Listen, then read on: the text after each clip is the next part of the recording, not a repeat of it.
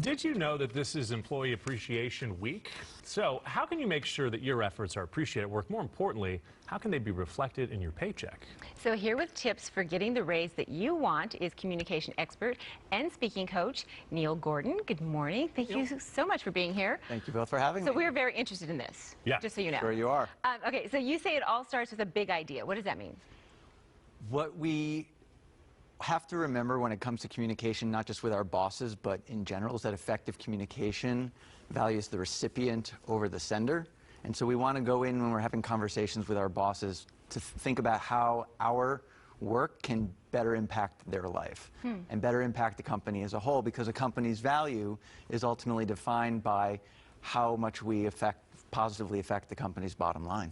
Pretty safe to say, I think everybody wants a raise. Everyone would like more money for the work that they put in. So you say to create a container for the possibility of getting a raise. What does that mean? Right. So I'm sure most of us know not just to run in and go, give me a raise right now, and just go right for it, obviously.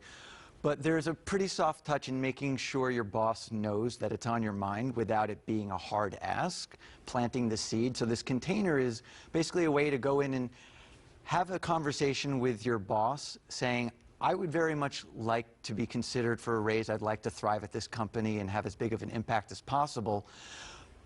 And here are a few ideas of how we could improve things. And this is a very important point to make, is that bring in a few ideas in the meeting of things that could positively impact the department or the organization.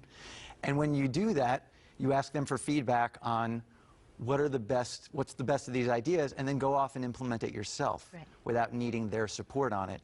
Show the initiative, have the idea yourself, and then circle back and a month later perhaps provide all of these quantifiable results. So basically you're demonstrating your value and then you're implementing it so they can go, wow, you're amazing. And then what happens? Where do you go after that? Well, then you show up in their office again, maybe like I said, about a month later. You show them the numbers. We are 20% more effective at our customer service. We've saved 15% of our monthly budget on this thing. Something that you can show the numbers. We're the #1 weekend morning show. #1 weekend morning show, whereas previously, well, I think you guys are always #1. Yeah, that's true. So anyway, so when you go in there, you show that, and instead of, again, saying, now give me a raise, you still don't do the hard ask. You present even a couple of more ideas that you've come up with. And you say, hey, these are a couple more ideas. If I implemented these, would that possibly be worthy of a raise a little bit further down the line?